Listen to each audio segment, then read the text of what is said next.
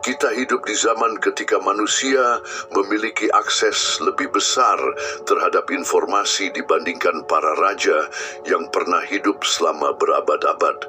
Namun hidupnya tetap kacau. Ia memiliki listrik tetapi tenggelam dalam kegelapan keraguan. Ia memiliki alat untuk berkembang tetapi tidak bisa melangkah maju. Kenapa bisa begitu? Karena yang kurang bukanlah sumber daya. Yang kurang adalah arah. Dan pada saat ini, ketika engkau mendengarkan suaraku, ada dua jenis manusia di dunia. Mereka yang menunggu waktu yang tepat, dan mereka yang menciptakan waktu yang tepat sekarang juga. Engkau yang memilih di sisi mana akan berdiri.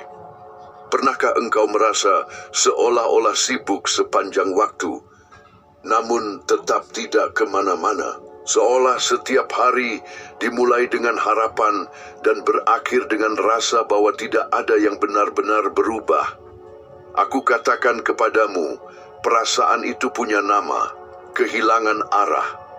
Dan itu adalah penyakit sunyi yang paling melumpuhkan manusia. Perhatikan baik-baik, setiap kapal, sekuat apapun, dengan awak yang paling berpengalaman, jika tidak punya tujuan jelas, maka ia akan terombang-ambing tanpa arah. Dan manusia juga sama. Bukan kecerdasan yang menjamin kesuksesan, bukan kerja keras, bukan bakat, bukan pula bantuan orang lain. Yang menjamin adalah kejelasan mutlak atas tujuan. Dan itulah langkah pertama untuk merapikan hidupmu.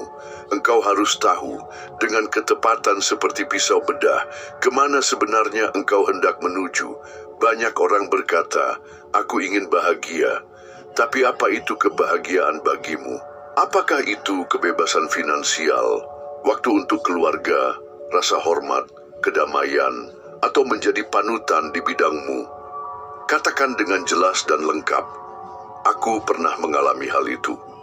Dalam masa kelam saat muda, setelah beberapa usaha bisnis gagal dan kelaparan mengetuk pintu, aku terdiam dalam kesunyian. Tak ada yang tahu, tetapi di dalam diriku ada badai keraguan. Apakah aku ditakdirkan untuk gagal? Apakah semua yang diajarkan Carnegie tentang tujuan hanyalah mimpi muluk? Namun pada suatu malam musim dingin, lelah oleh rasa sakit karena tidak tahu jalan yang harus diambil, aku duduk dengan selembar kertas dan pensil di tangan dan menulis. Misi hidupku adalah mempelajari pria-pria paling sukses di bumi, menyusun pengetahuan itu dan mengajarkan